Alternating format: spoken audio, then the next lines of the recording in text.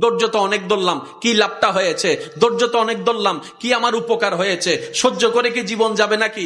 আপনার মনে প্রশ্ন যখন আসবে আপনি বুঝে নিবেন এটা আপনার মনের প্রশ্ন নয়, এটা শয়তানের প্রশ্ন আপনার মনের মধ্যে ঢুকাই দিচ্ছে, যেন আপনি অধৈর্য হয়ে আঘাত করে ফেলেন। কারণ মিস্টার শয়তান ভালো করে জানে আল্লাহকে পাওয়াই হচ্ছে বান্দার কাজ, আর আল্লাহকে পাওয়ার জন্য বান্দার যতগুলা কাজ আছে সবচাইতে হাই লেভেলের অন্যতম একটা কাজের নাম হচ্ছে ধৈর্য।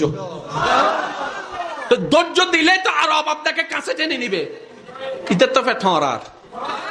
সেজন্য ও চায় না কেউ ধৈর্য ধরুক, সেজন্য বলে যে বহুত ধৈর্যস্ত আর কি ধরিবি। শয়তানের বলাটাকে আমরা মনে করি আমাদের মনের বলা, এটা আসলে বুঝতে হবে কোনটা আমাদের মনের বলা কোনটা শয়তানের বলা।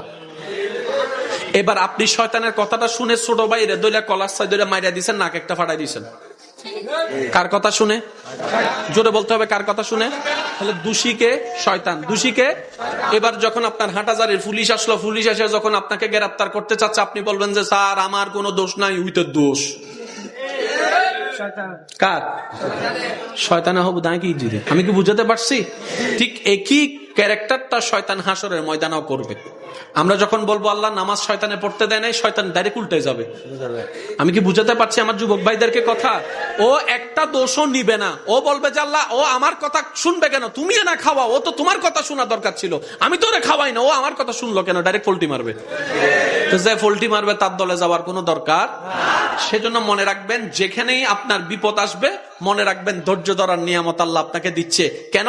আল্লাহ আপনাকে গুনাহ মাফ করাতে চাচ্ছে, আল্লাহ আপনাকে জান্নাত দিতে চাচ্ছে, আল্লাহ আপনাকে কাছে টানতে চাচ্ছে।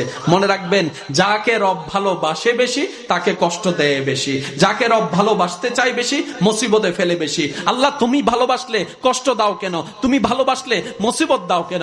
তুমি ভালোবাসলে ক্ষুধার যন্ত্রণা কেন হবে? তুমি ভালোবাসলে আল্লাহ তৃষ্ণার যন্ত্রণা কেন হবে? তুমি না রাজ্জাক, তুমি তো সবকিছু রিজিক দাতা, তাহলে তোমাকে ভালোবেসে তুমি আমাকে ভালোবাসলে কেন আমার ক্ষুধার যন্ত্রণা, কেন আমার তৃষ্ণার যন্ত্রণা? রব্বে করিম বলে আমি চাই না সাময়িক এই 2 দিনের খাবার খেয়ে আমার ভালোবাসার বান্দাটা বেঁচে থাকুক, আমি চাই তো তোরে জান্নাতের ফল খাওয়াতে। এবার বলেন ধৈর্য কখন ধরে? বিপদ যখন আসে।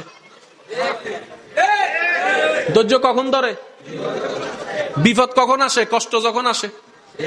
কষ্টের পরেই বিপদ, বিপদের পরেই ধৈর্য।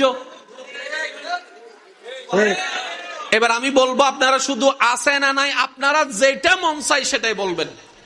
এজিদ বাহিনীর কাছে ফানির কষ্ট আছে। মিনাল আমওয়ালি ওয়াল আনফুসি ওয়াস সামারাত ওয়াবাশশিরিস সাবিরিন ওয়াবাশশিরিস সাবিরিন ওয়াবাশশিরিস সাবিরিন আল্লাযিনা ইযা আসাবাতুহুম মুসিবা ক্বালু ইন্না লিল্লাহি ওয়া ইন্না ইলাইহি